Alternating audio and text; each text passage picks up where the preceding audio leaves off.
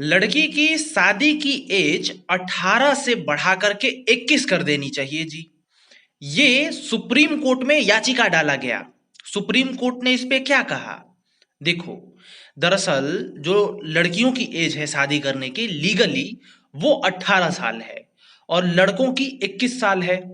अब यहाँ पे दिक्कत ये है कि सुप्रीम कोर्ट में अश्वनी उपाध्याय करके एक वकील हैं, उन्होंने एक याचिका लगाई और सुप्रीम कोर्ट को कहा कि भाई, ये जो लड़कियों की एज है ना 18 साल, इसको बढ़ा करके 21 कर दिया जाए। अब इस पे सुप्रीम कोर्ट ने क्या बोला, ये देखना जरूरी है। और हाँ, अश्वनी उपाध्याय ने ऐसा क्यों करा, ठीक है, तो पहले हम देख लेते हैं। अश्वनी उपाध्याय ने कोर्ट से ये कहा, देखो आप तीसरी लाइन में देखोगे, कोर्ट में दाखिल जनहित याचिका में कहा गया कि कोर्ट धार्मिक मान्यताओं से अलग हटकर कानून बनाए जिसमें विवाह की एक समान उम्र तय हो। लड़कियों की शादी के लिए न्यूनतम उम्र भी तय की जाए जो कि सभी नागरिकों पर लागू हो। ठीक है, अब ये तो कह दिया गया, लेकिन सुप्रीम कोर्ट ने इस पे क्या कहा, ये हमें देखना चाहिए। यहां पे एक बात और बता दें, 15 अगस्त 2020 नरेंद्र मोदी ने लाल किले की प्राचीर पे चढ़ के जब वो संबोधन करते हैं, वहां पे उन्होंने कहा था कि जो बेटियां हैं उनकी उम्र जो है शादी करने की, वो 18 से बढ़ा करके 21 करने का उल्लेख अपने भाषण में किया था, ताकि उन्हें जो भी शिक्षा का मौका मिल सके। बहुत कुछ मैटर्स होते हैं अगर छोटी उम्र में कर दिया जाए तो इस पे किसने बोला? पीएम नरेंद्र मोदी ने। किस वक्त बोला था?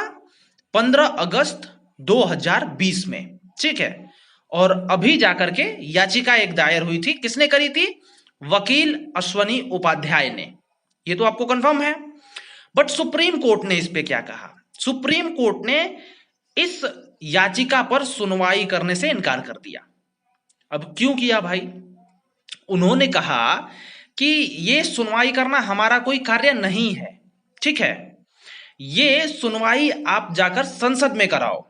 संसद में जो भी डिस्कशन होगा, संसद इस पे कानून बनाएगी, सुप्रीम कोर्ट इसमें कुछ नहीं कर सकता है। ठीक है, तो यहां तक तो आप लोगों को क्लियर ही होगा। अब यहां पे देखो, फर्स्ट लाइन में आपको दिख रहा होगा सुप्रीम कोर्ट ने क्या कहा। थोड़ा सा पढ़ देते हैं ताकि आपको और ज्यादा क्लियर हो जाए। ठीक है, line by line. Supreme court ने कहा कि यह कानून में संशोधन का मामला है, ऐसे में कोर्ट इस मामले में संसद को कानून लाने का आदेश नहीं दे सकता। यहां पे कोर्ट ने कहा कि अगर कोर्ट शादी की उम्र 18 को रद्द कर देता है तो फिर शादी के लिए कोई न्यूनतम उम्र न्यूनतम उम्र नहीं रखी जाएगी। ठीक है, यानी ये सीधा सीधा सुप्रीम कोर्ट ने किस पे टाल दिया? संसद पे, कि वहीं पे डिस्कशन हो। दूसरी बात हम देख लेते हैं, जैसे कि बहुत कहा जाता है कि पढ़ने की एज ये करो वो करो, ज्यादा ये 18 से लेकर के 21 पे कर दो। बात यहां पे सही है, लेकिन यह क्या ये प्रॉपरली बैठ रही है? जिसको एजुकेशन प्राप्त करना है वो तो कर ही रहा है, और जो बोझ समझता है वो बोझ भी समझ रहा है और उसकी शादी भी कर दे रहा है।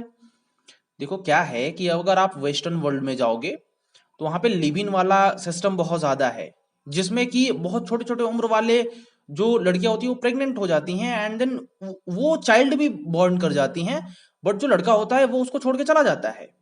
ठीक है, तो यहाँ पे कहना कि पढ़ाई में कोई इम्पेक्ट आ रहा है, मेरे समझ से लॉजिकली ये इस जनरेशन में कोई वो नहीं है।